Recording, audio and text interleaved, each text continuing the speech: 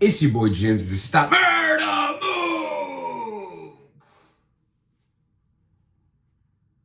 Oh my God. Yeah, I got on the wrinkle white. It was a wrinkle white tee main event. Hitman Holla, wrinkle white tee. Murder Mook, wrinkle white tee. It's only right to put the wrinkle white tee on me. I said winkle, but let's get it.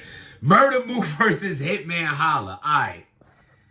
First and foremost, salute to this card, man. Dope card, dope event. What Chilla's doing with that league, super fire. The visuals was good. The audio was good till the end. You know what I mean? It's hard, man. Those mics, you know, if you ever like sweating, you know, like your collar catches all that sweat and it weakens the collar and it hangs the mic. Like, that's what's happening. You know what I'm saying? Like, I be in the gym sometimes going in there fresh, going to lift, and then my whole collar flipping up. So I'm not trying to make excuses, but this is just the facts. Like, like that shit, once you start sweating and the mic, you know, that happened a couple times. But honestly, definitely nowhere close to messing up the battle whatsoever. Round one. Let's get right to this battle, bro.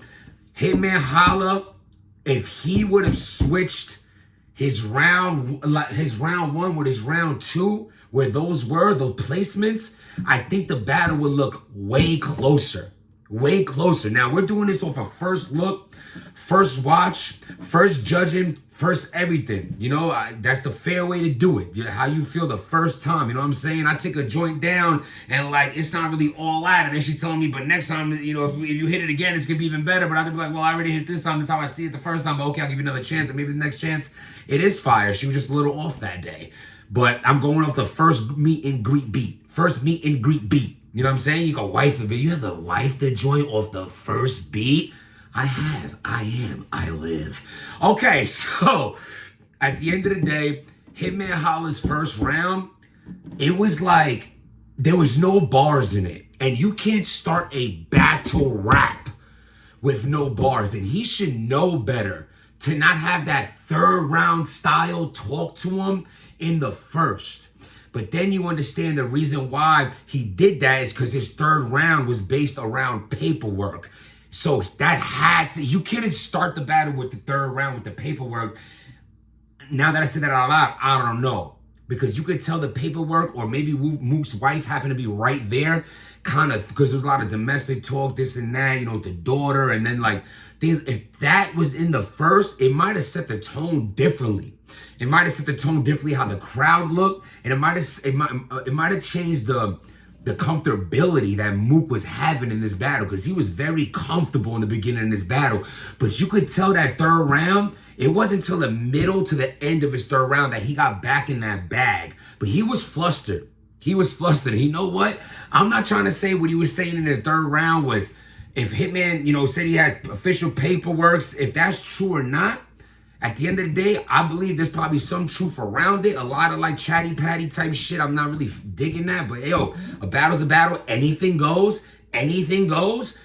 He was talking, you know, pulling up the paperwork of like how many complaints Murder Mook. I know I'm jumping all around, but stay with me, man. Let's rock. That third round paperwork is like, I was so excited for this battle, man. Was I excited? Please hit that like button, hit that subscribe button if you're with me right now. And like that third round, it was like, he was talking about like complaints that Murder Mook's neighbors are making, like documented complaints, like noise complaints, domestic complaints, hearing Mook's daughter scream for like stop and help. It was like cringy in a sense of like, you know how like you feel embarrassment for someone, and it was like that, not like, oh my God, look what Mook's going through, but just as a father, and you know what I'm saying? It was just hard to listen to, like, and it's like right in Mook's face, and they did this one angle where Mook is like, and his wife is right there, she had like a still face on him.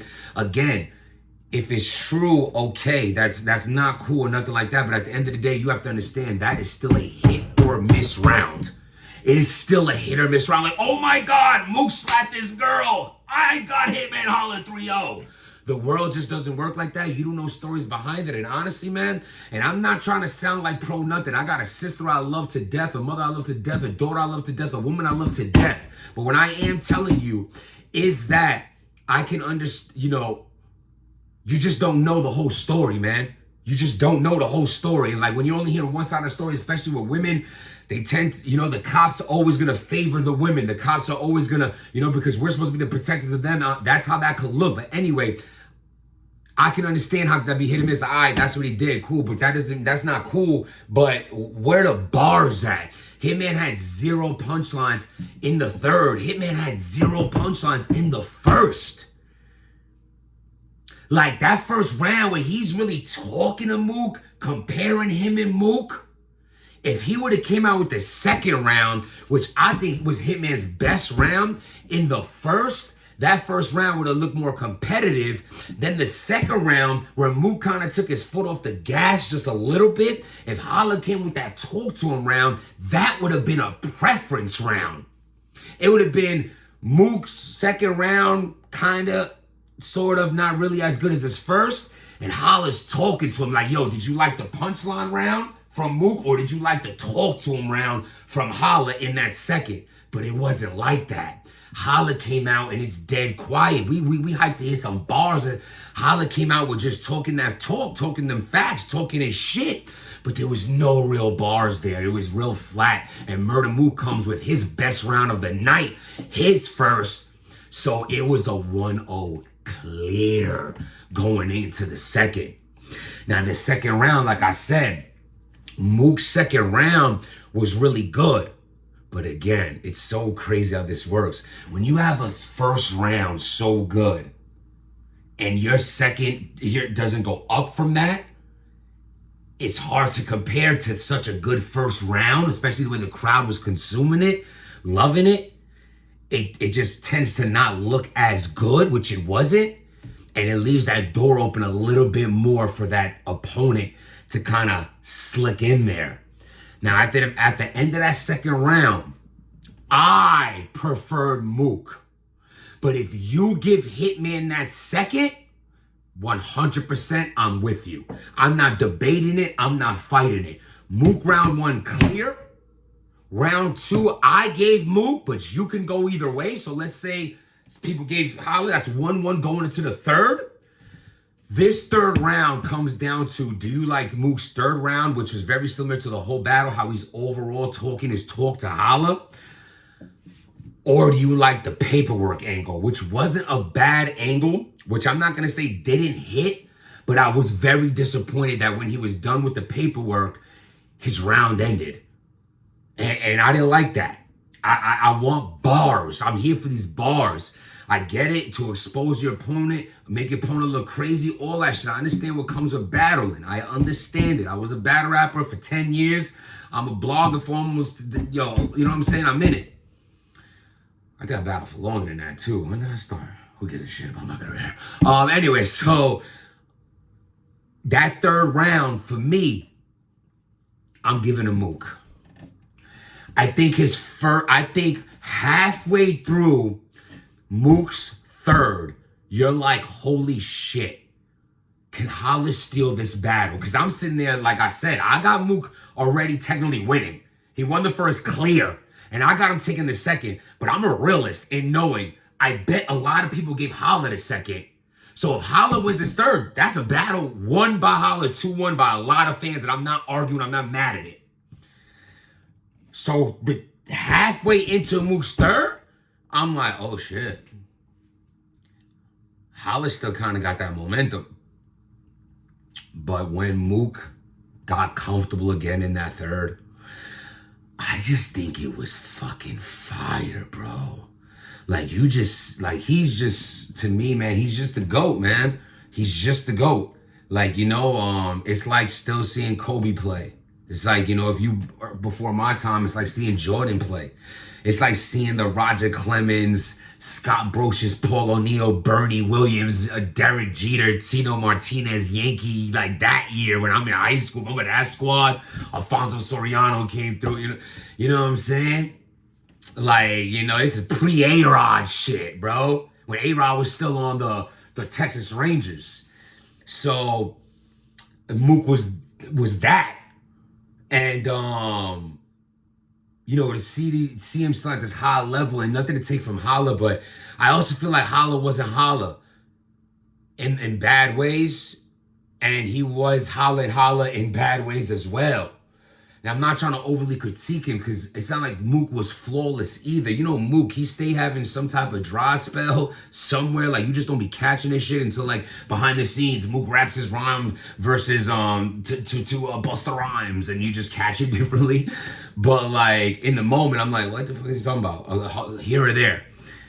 Holla. Yo, man, I usually really commend Holla on something. And out of all the battles, what, 30, 40 battles Holla has, I've never seen him do this before. This might be the first time I've ever seen this in my entire time watching Holla. The bad sportsmanship, the facial expressions. I mean, you can argue Holla low-key didn't shut the fuck up the whole time. I mean, with all due respect, bro, I'm calling it how I see it. Holla was facial not that he was talking through his shit the whole time. I don't want to say that. He either was making a face, lip talking to the crowd, making side faces to somebody next to him, or literally talking during applause for Mook. You know, whispering to this person, whispering to that person, which is all telltale signs of getting cooked. It made it look worse, man. To me, it made it look worse than it actually was. It made it seem like, yo, Holla even knows he's losing.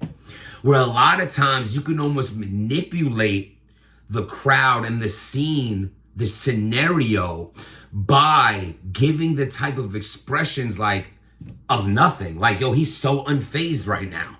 Not making no face. You know, he wasn't making like the drastic, this is the worst thing I've ever heard face like T-Top would. But he definitely was doing like the unsportsman. Like even at the third round, Mook is rapping, the crowd cheers, Holla talks right through it. Mook goes, don't worry, yo, go ahead, you can talk, I'll wait. And then Holla's like, no, go ahead. And like the crowd even cheered because it was just perfect like that. Like Mook did that perfect. Like caught him talking. He's like, oh, go ahead, you can talk. And it just made him look salty. And actually, to be honest, Holla continued to make face. And why, you know, you can get into it, but obviously from his rounds, you could tell like the accolades, the things that he listed, you know what I'm saying? Like Holla is an absolute legend. He's definitely top 10 all time. This just, to me, what not only was not the best Holla, but this ain't the Holla that was supposed to come from Mook. I feel like it was just the wrong placing of the round to start off with the talking instead of like going. I was expecting some Bill Collector battle bars, bro. Ill will style aggression. It wasn't there. He started the battle off dissing Mook's mom. I'm not with that, bro. I'm not with it. I'm not with it when Coffee did it today with Official. I'm not with it, bro. I'm not with it. And then talk about moms. Yo, Mook compares like, you know, how your mom beat cancer, but you are a cancer. And like started pointing out how nobody rocks with Hitman. Like that angle hit, bro. Like, or not that nobody rocks with Hitman, that Hitman has a problem with everyone. And then he ended the whole thing like, you know, he got a problem with him and he got a problem with you, kid. Let me guess, after I win this battle, you're gonna have a problem with Houston? And you know, Houston, do we have a problem? Like it landed perfectly. Like I was like, oh shit, I was clever. And it was like, you know, now it's gonna come down to this third, and it's gonna be like, the question would be if the paperwork is absolutely 100% true, is that enough to? Do I think it puts a stain on Mook? I do. I think being, you know, domestic, that whole rent money, that was a bit much for me. Like how much you pay for rent, like it's hard out here, brother. Like, yo, what I'm saying is like when you dish someone for things that people could relate to. I mean, there's people out there who pay no rent because they still live with their family, still live with their parents, and it's not to diss them. They might be just be in that circumstance, in that situation. So when you're putting down someone's rent money and what people pay for rent, it's kind of like a lot of people's not gonna relate to that because it's like, damn, bro, that's more $950. You were saying Mook paid. I could be like, damn, that's more than me. Or my public housing is way less than that. Or I don't even pay rent because I'm living with my mom. Or times are rough right now. I'm living with my grandma, and you know what I'm saying? It's not relatable. But like, okay, Listen, I don't want to dissect it so much. I'll be honest, to dissect Mook a little bit, like, I'll be real. Like, there was some gas there.